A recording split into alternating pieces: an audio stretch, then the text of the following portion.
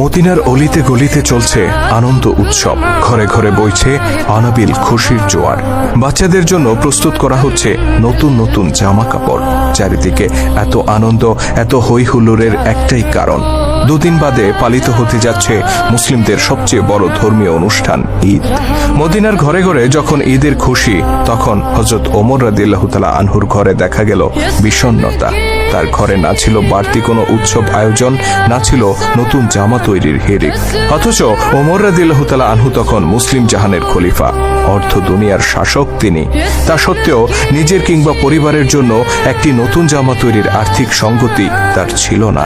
এই যখন অবস্থা, তখন খলিফা ওমর রাদিয়াল্লাহু তাআলা আনহুর স্ত্রী উম্মে কুলসুম রাদিয়াল্লাহু তাআলা আনহা তাকে বললেন, আমাদের জন্য নতুন কাপড় না হলেও চলবে, কিন্তু ছোট্ট বাচ্চাটি নতুন কাপড়ের জন্য কান্না করছে, অন্তত তার জন্য একটি নতুন জামার ব্যবস্থা করুন।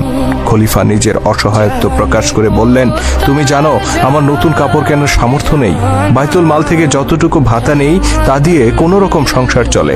উম্মে কুলসুম রাদিয়াল্লাহু তাআলা আনহা তখন খলিফাকে পরের মাসের বেতন থেকে কিছু টাকা অগ্রিম নিয়ে বাচ্চাটিকে নতুন জামা কিনে দেওয়ার অনুরোধ করলেন।